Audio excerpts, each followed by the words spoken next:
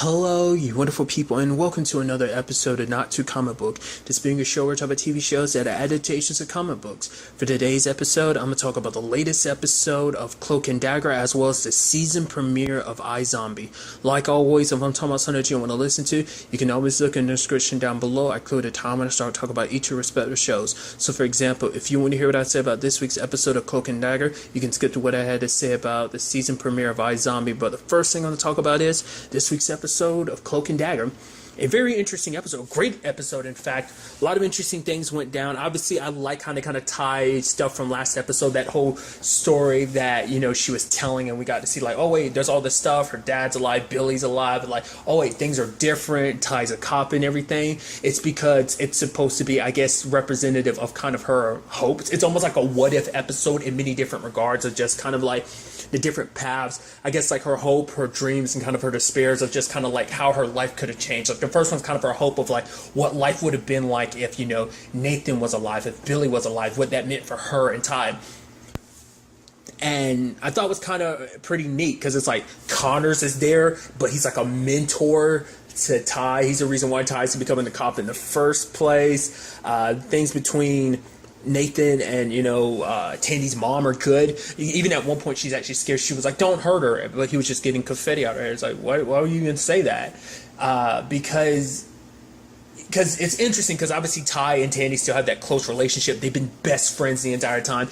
Tandy has, you know, been, you know, doing, you know, ballet and stuff in New York, so she came back only to New Orleans just to celebrate, you know, Ty graduating and, you know, becoming a New Orleans police officer. And because he was there for some of her shows, so it's like, it's kind of nice that even through it all, like, obviously they kept their friendship and everything. And then, you know, for Ty, like, Tandy thanks him because it's not only did you save my life, you saved my entire family's life. If you, because of that accident, she's like, my family got their shit together, and, you know, both her parents had their issues that obviously we see that they potentially don't have that in this case.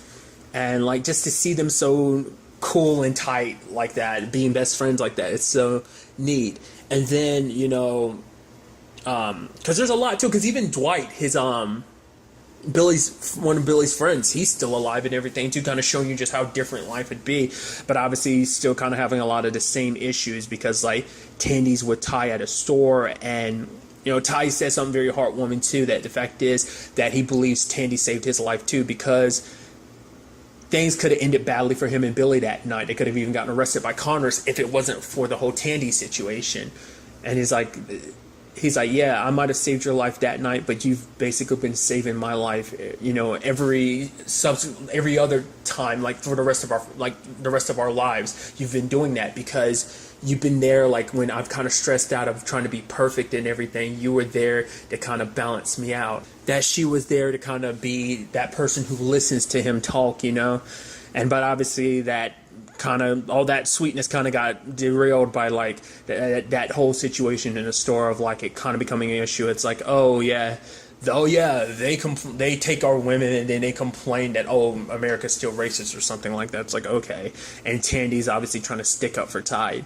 But it's interesting too, because I think it's also showing that obviously different aspects of their life, even though they go down two different events, like, I guess it's not meant to be like, oh, no matter what, they still would have gotten their abilities. That's what I was kind of assuming. I thought we were going to spend the entire episode in that first side, but it's like, no, there's multiple other sides. But I don't think it's necessarily just like I think it's a representation of the fact is that they will always be connected. It's not just necessarily the powers that they are like a divine pair, that they will always going to find their way to each other in some shape or form. Like life, destiny has more for them at play. So, but in that particular instance, they ended up touching when the shots went off and their powers ignited. So it's like, is that supposed to mean that in that potential what if situation, they still would have gotten affected by the rig, or was, you know, it's just supposed to be like, oh, like the real world aspect of like their powers in, you know, in real life kind of manifests? Because it seems like while Tandy was, you know, out, she was subconsciously summoning her powers in the real world. So it's kind of like,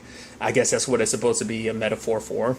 Then the next one, it's like, oh, her mom left her dad and she's working at Roxxon, because it's like the whole thing of like, oh yeah, dad lives in Silicon Valley, you know, and talking about having an abusive father. So it's like, okay, so this is a world where her mom left him. Ty and Billy work at Roxxon, and you know, Mina's there, but she's a little mean, which is interesting because obviously that's not the same Mina that obviously Tandy's come to know. And I guess it's just supposed to show, like, you know, just how different things can be. Like when things in Tandy's life, because the way Tandy's life played out has kind of led to other different people's lives playing out a different way. But obviously the one constant thing throughout everything was, no matter what the circumstances are, she can always have Ty to rely on. In one case, you know, well, in that particular case, she's there to try and work things out, but Mina's just kind of being like, no, she's kind of like, it's kind of interesting because under the circumstances, we know her father handled things very differently, so it's interesting to see that she's kind of not handling them the same way. I guess for her, it's like this became her project and everything, and she felt like, oh, because you're dad, I'm using his plans and stuff like that. Like, you've come here to kind of undermine my authority and stuff like that. So there's that. Things still end up going boom anyway, just not to the exact same extent. And then finally, the other world she ends up in is one where she's addicted to drugs and everything. It's the thing of like where things kind of really went bad for both her and Ty. Ty stealing cars. She's stealing wallets. In particular, she ended up stealing from Liam, which I guess is that kind of representation of like, oh yeah, Liam would be so much better off without you in his life. See where he is without you. He's happy. You know, he's not stealing from people and stuff like that.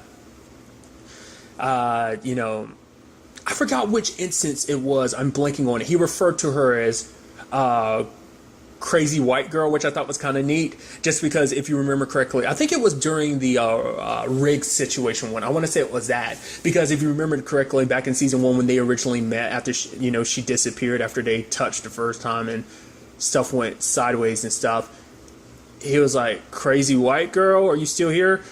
So I just thought that was kind of a nice little wink, if not nod towards that. So I thought that was kind of neat. There was another instance they made another reference I'm blanking on right now that was from like season 1 that I feel like was kind of a nod to that as well.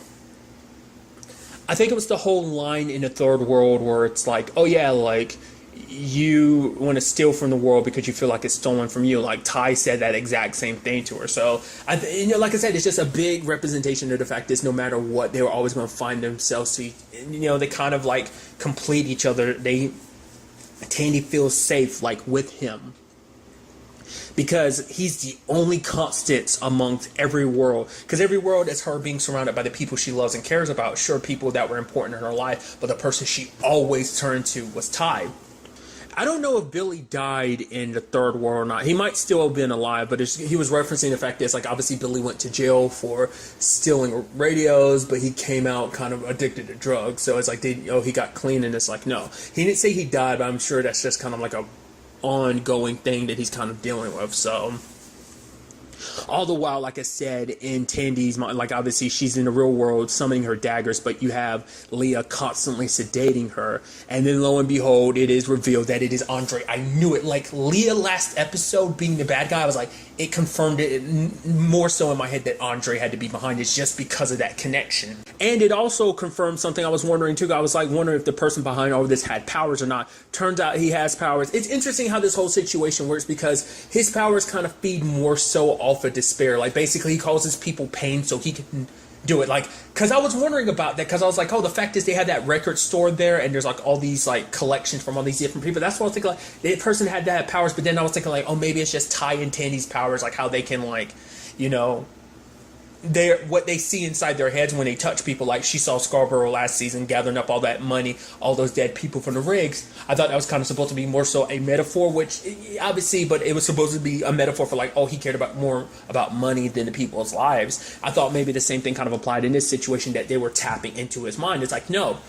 Whatever it is, obviously, like, they all get their powers from the same place because he got his powers the same night of this rig explosion as them. So that begs the question, has he been doing this the entire time? Has it been, well, it's probably been like a slowly but surely thing over the past couple years, but now he's probably ramped things up because maybe now he's gotten better control of his powers and stuff like that. It seems like his operation is ramping up, or at the very least, more people are becoming more aware of what he's doing, so that's what's potentially shining more of a spotlight on the whole situation. But nevertheless, so there's that.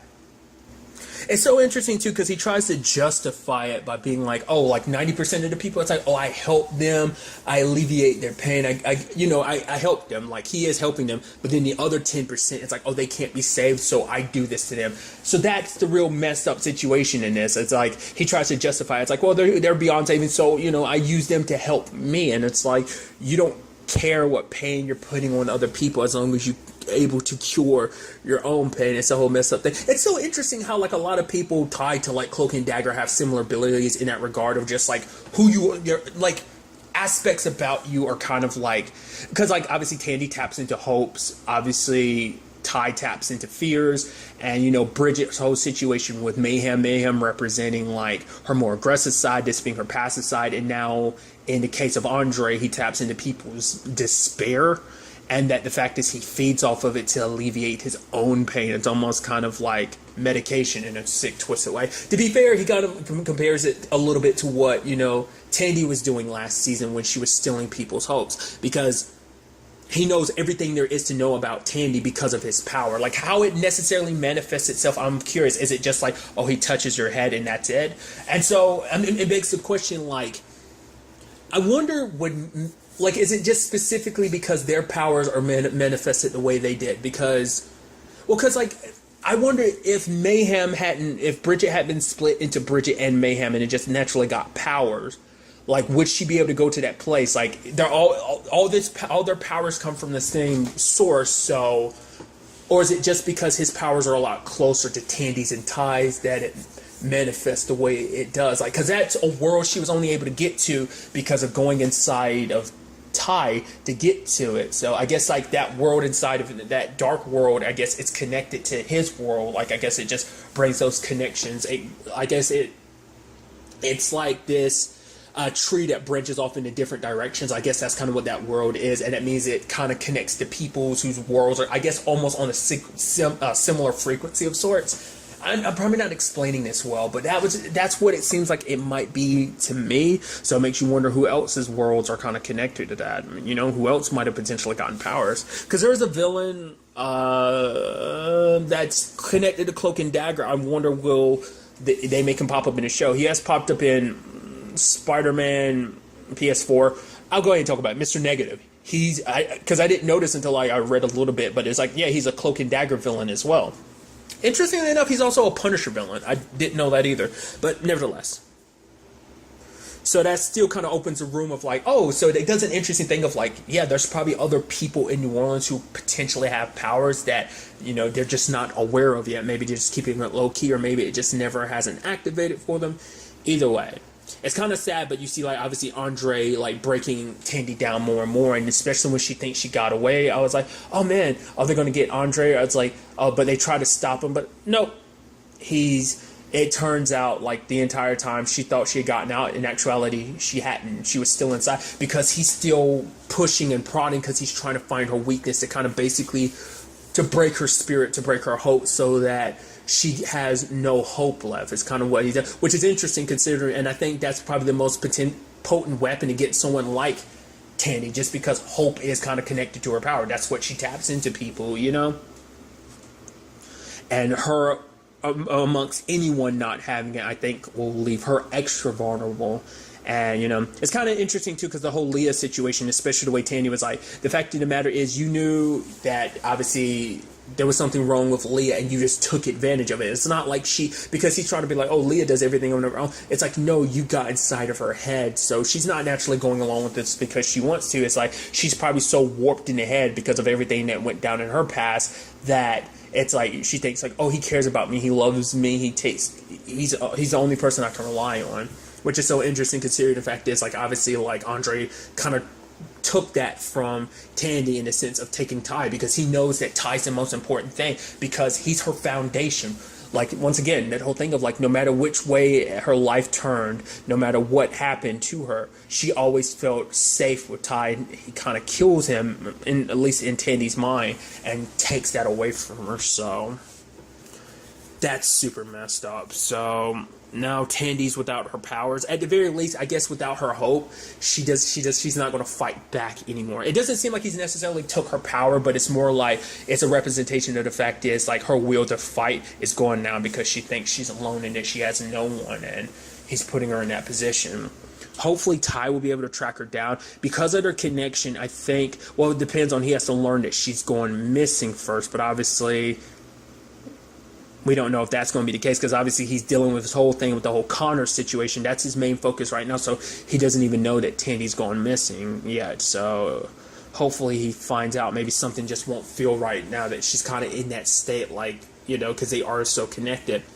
I'm thinking when it's all said and done, Ty's probably going to have to release Bridget, or rather, you know, Mayhem, because she's the only one that can help him find Tandy, you know, before time, you know, runs out, before something bad happens. You know, I think that's potentially the route we're going. Because the thing is, Ty can't go in there himself. I mean, maybe this will be an instance of him doing it, because maybe that's what we'll ultimately see is him pulling her out to get this done.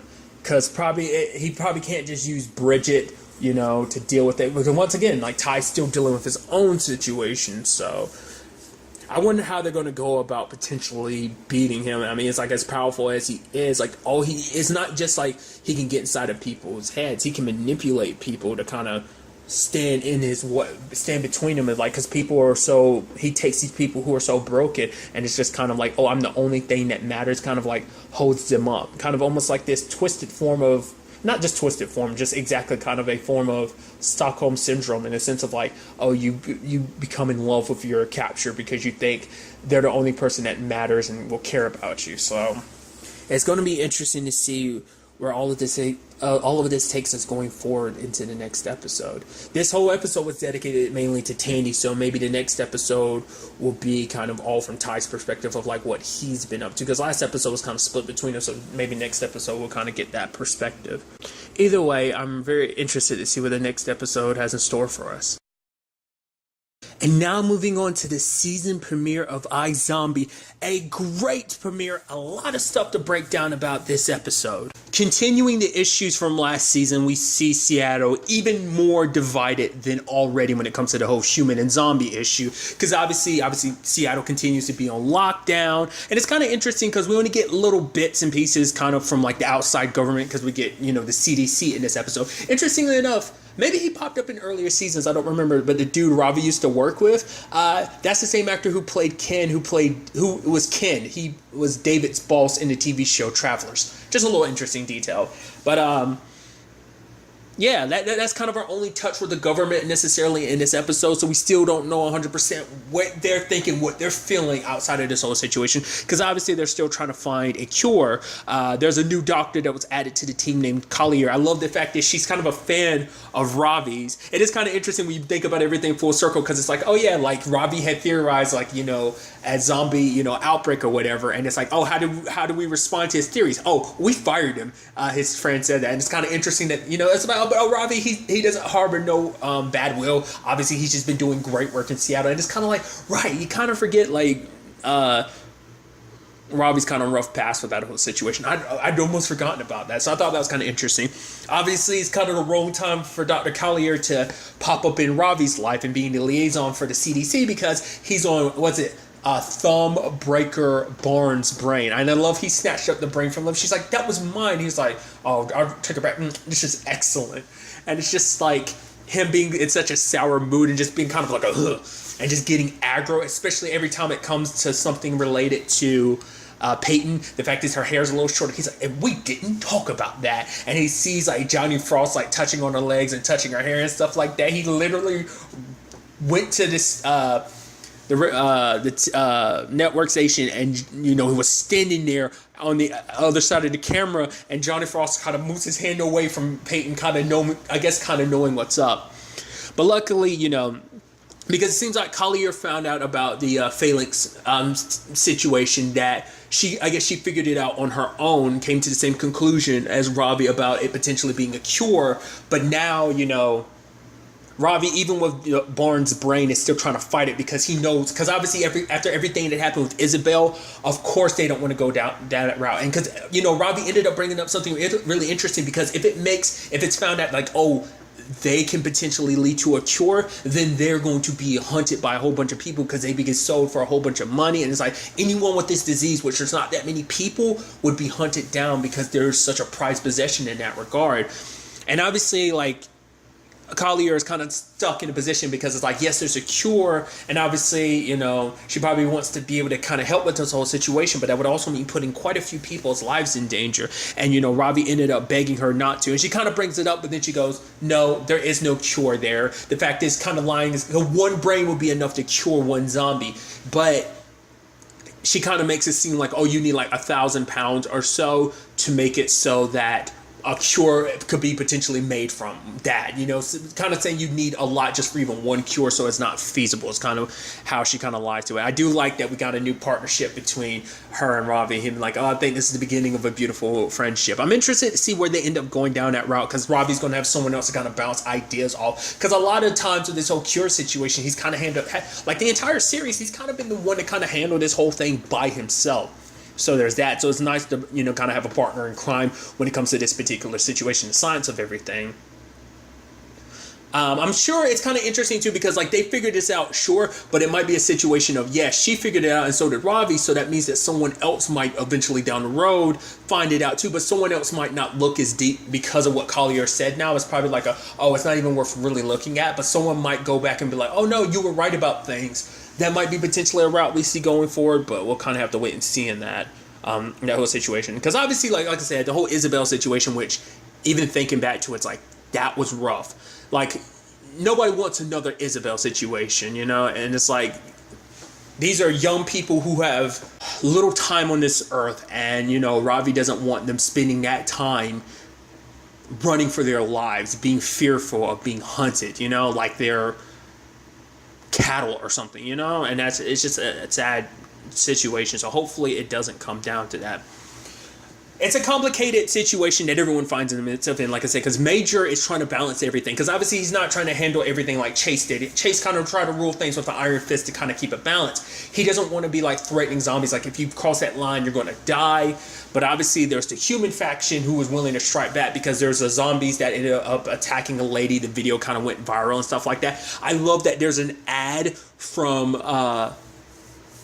Blaine that had played in front of it, and it's like, can we skip it? It's like, nope, you kind of have to be stuck there watching it, which obviously pissed Ravi off, which he's not in the right mindset. I love him being kind of in that brawler mode and stuff like that, because him and the Crybaby come face to face, and he kind of talks about scientifically why he's crying. It's like, or are you a Muppet? And Crybaby's like, the first one. I'm like, they're all up in each other's face like that. I love it. So that was, interesting. But like, obviously, like, it seems like we've kind of got someone kind of leading the human charge. It's this woman named Dolly. Now, Dolly seems like she's on some borderline terrorist acts, because she seems like she convinces this kind of regular dude to kind of make a sacrifice and make an attack against the zombies and stuff like that. He ended up blowing up like one of their checkpoints, And for her, it's kind of like, oh, you're doing this, like, oh, and it seems like they have a sign for each other, and that's tapping their necks. I wonder, are they connected to dead enders, or are they just kind of a whole breed all on their own?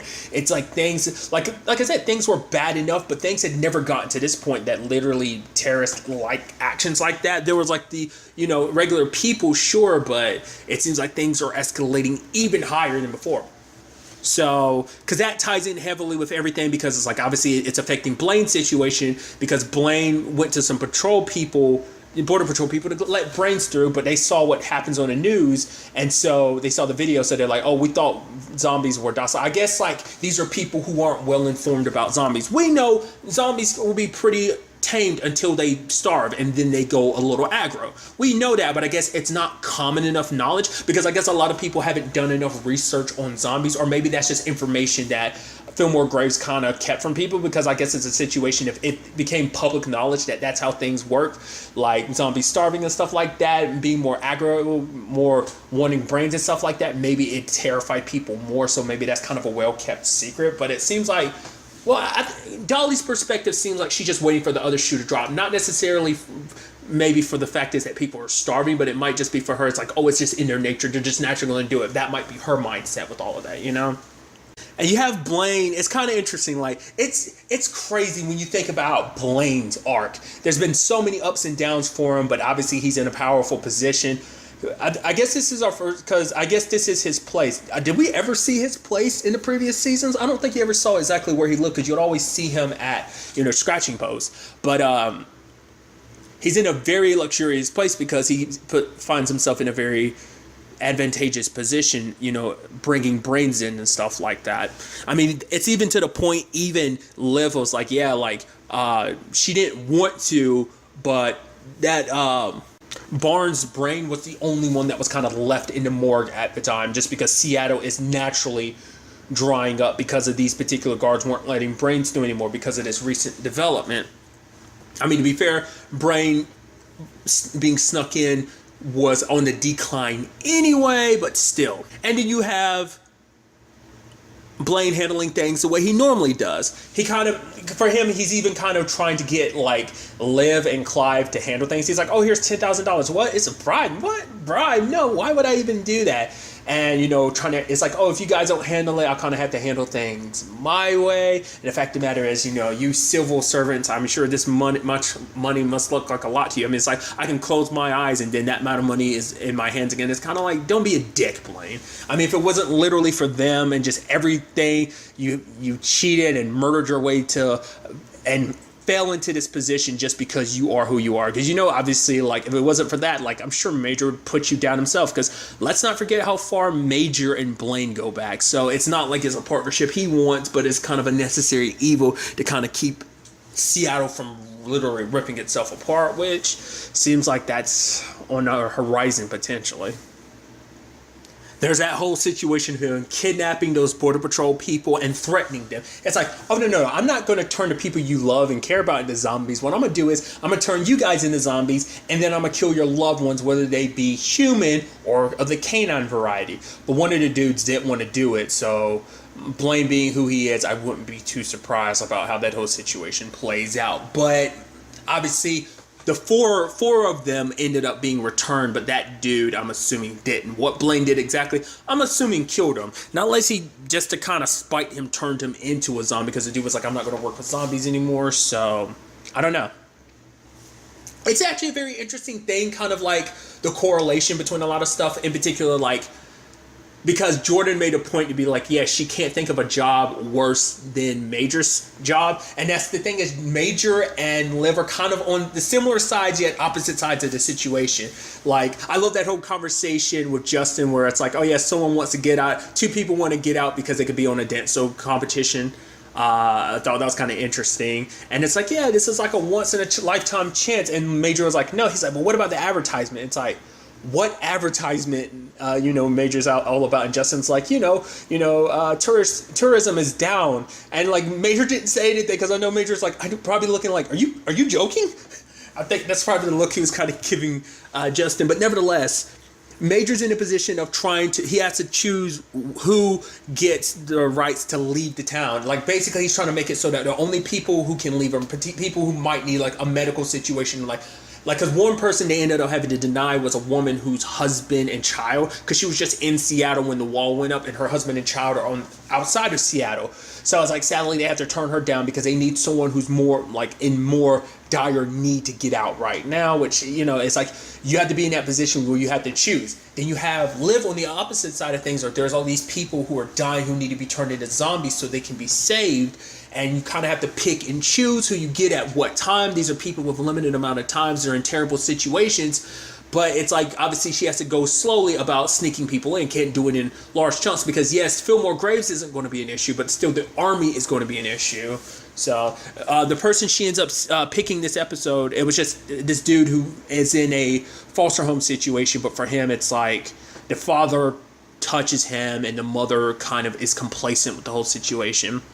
Obviously, when Home Dude shows up there to get him out, he's not the only one. The two siblings there as well come along as well. And he's like, yeah, I know the foster system, so don't think I don't. So he's willing to take this chance. And they would have gotten away with it if it wasn't for that one dick on the bus who kind of nudged the officer to them, and so he found them, and so that's going to be a whole complicated thing. So I'm wondering how that's going to turn out, because like I said, that's outside of Seattle, so that's not something even Fillmore Grace probably has any authority over. And even if they did have any authority, probably the army would outrank them in that regard. So it's like their authority kind of reigns supreme. You know, maybe even in Seattle, what the army says kind of goes. Maybe Fillmore Grace doesn't have that powerful position, or maybe they've they've been allowed that position because of the government, but still, you know, like where everything kind of stands. So things aren't looking good on either front. Things are okay-ish now, kind of heading in Major's direction, but obviously things are complicated with Liv's situation. There was also an interesting conversation about Peyton, and that was a conversation I was wondering going into this season.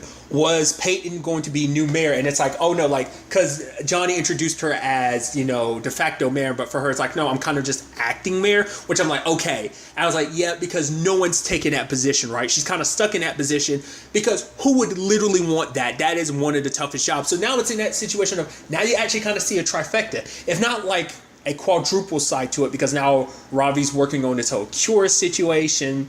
And even then, it's going to be like, even if you found a cure for zombieism, it's not like, you know, a more permanent, non-lethal situation of a cure. There's still going to be people like Blaine who's not going to want to do it because, you know, it's more beneficial to stay a zombie. And in Liv's case, it's like the whole thing of like, whoa, she could do more good as a zombie. So it's going to be interesting to see. You can potentially hope for like a peaceful unity between both humans and zombies, but how they'll go about it, especially the way things are now, humans being so terrified of zombies. Not everyone feeling that way, but, you know, a decent enough people that it's causing a ruckus, you know? And then, like, obviously you have Peyton handling everything as mayor, and like I was saying, Major and Liv's situation. So each one of the this group of, you know, who became this close-knit group of friends is dealing with that. Obviously, Clive's also dealing with being a father. I love Dale sending him to get like salt caramel dark chocolate, and he's like, I don't think I can find that in town. And it's like, nope, he can't. So which is interesting, and I always bring that up, like the whole like 6 months later type of thing between seasons. Not every show does it, but some do it, and I always think, I wonder why specifically 6 months. I guess it's kind of that nice window of giving you enough time for things to kind of pass and things that kind of have settled and be the way they are. So this is just kind of the forefront of everything going on, but there's also this case of the lady that got potentially attacked. There's a lady missing. Her husband ended up looking for her. Her name's Lisa, because they were trying to call and find out, they can find out the victim. Either Lisa is the victim, you know, maybe she straight up got killed, or maybe she got turned. I mean, there was blood splatter, so it seemed like, okay, maybe she got killed, but maybe it's a situation that Lisa's not necessarily the victim. Maybe she's one of the zombies behind this. Maybe her husband had no idea, and she was basically keeping this from him the entire time. He does find her phone and her jacket, so part of me thinks like either she became a zombie in that instance, but like I said, there was blood everywhere, so that's why I'm like, I don't know, because usually it's a scratch. I doubt it's just because when zombies eat you, it's usually for the brain, so it's not like, oh, I'm going to bite your neck on like a vampire thing, so it's hard to say. Like I said, not unless it's a misinterpreting that situation as like, oh, she's actually a zombie, or I don't know. We're gonna see. The situation is definitely escalating and making it, like I said, zombie human relationships worse, so this kind of has to be resolved immediately. For right now, it seems like it's a two-parter, but I'm curious to see, will it go beyond that? Probably not, because most cases in this regard tend to be just two-parters. So there was even an interesting conversation between Clive and Liv, where Liv was like, how many bodies have we found in this woods? I'm like, these wouldn't happen to necessarily be like the first woods from like their first case or something like that. Would it be kind of interesting full circle? It probably is the same set of woods that you constantly come across. I mean, to be fair, it's like a certain block radius, obviously, of the city is blocked off, so it's like only so far. So of course you're going to come across a lot of the same areas. So I'm also curious. Obviously, we got a little peek at it. Obviously, this episode I was talking about a little bit is like, you know, Liv's whole renegade squad and everything, like how that's going to continue operating. Like I said, we got a little look into the operation, but you know, we still don't know. Like, I mean, obviously, he's probably still been working the past 6 months, but beyond that, like, has everything been successful? Was this particular pickup is this the only kind of screw up, or at least like not completely flawless, you know, smuggling so far? Or had there been other issues? Has everything been going smoothly? A lot of those questions are kind of floating through my mind. I am very interested to see what the next episode has in store for us. I'm so excited to have iZombie back. I've said it before and I'll say it again. I am sad to see that this is the final season, but I'm so excited to see how things play out because things look pretty grim and, pretty bad. So I'm curious to see hopefully how everything gets resolved. I doubt it's not going to be a pleasant ride, but it's going to be interesting to see what ends up going down. But really, that's all I want to talk about. So the next time we meet, be happy, be safe, live life to the fullest, and enjoy it. Good day and goodbye.